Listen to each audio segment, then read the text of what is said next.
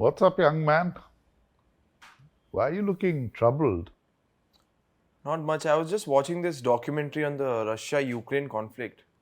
It's heart wrenching to see the parents of all the Indian students who had got caught up in the war. No, wars are always fought to win, but one wonders who actually wins them. True. You know, I really don't mind a funny kissa because I just can't get the war out of my brains. Sure, here's a funny one for you. My CFO's parents lived in Indore like my parents, which is my hometown. And particularly after my mother passed away, her mother would consistently invite me to come over with my father for a meal whenever I was in Indore. Now, my dad hadn't let any of the domestic help go after my mother passed away, and he preferred to eat at home. But when I was next in Indore, I asked him, and he reluctantly agreed to come. Mrs. Jain is a wonderful cook, and she'd prepared a sumptuous lunch that we really enjoyed.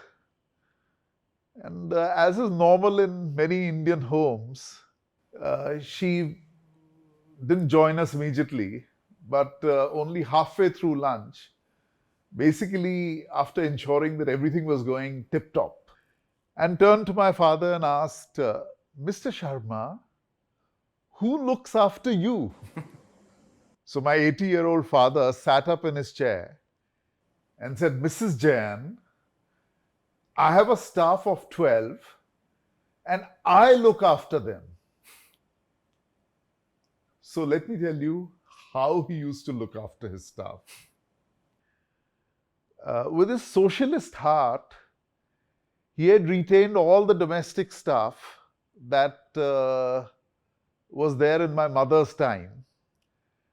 And this is in particular the story of an elderly widow who was treated really badly by her daughter, but who used to come every evening to our place because my father would still pay her, although she had very little to do.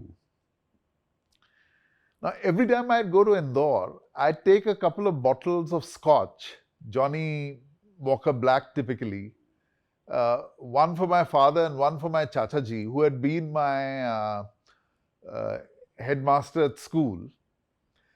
But interestingly, these people wouldn't drink that scotch except in my presence. And my father would just store that bottle of scotch in his Godrej almari. So once when I was in Indore, I opened the Godrej cupboard to get us a drink.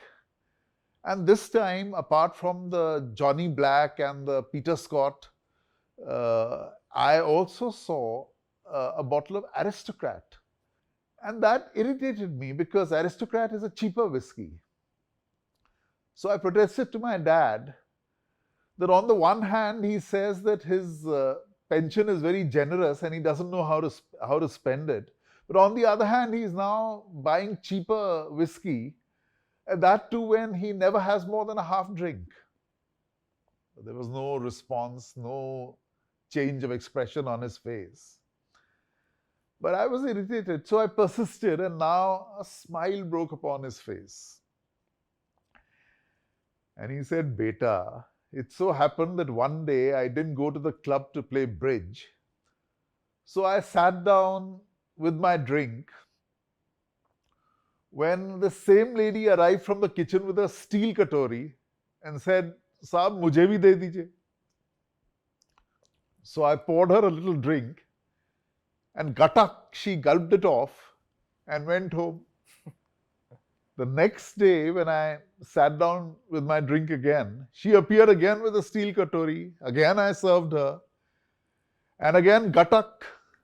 And she gulped it and went home. Then, beta, I thought that if I have to give her a drink also, I might as well buy a bottle of Aristocrat for her. That's how he used to look after his staff. According to chemistry, alcohol is a solution. Unknown, but a good quote. It is, no doubt. I I still can't believe that the old lady was slurping alcohol in a steel katori. We'll be back next week with the next episode. Please like and comment below. And if you like a lot, do share. Also, subscribe to our channel Qisse so that you don't miss out on any kissa by the OG. YOE, What's YOE? years of experience.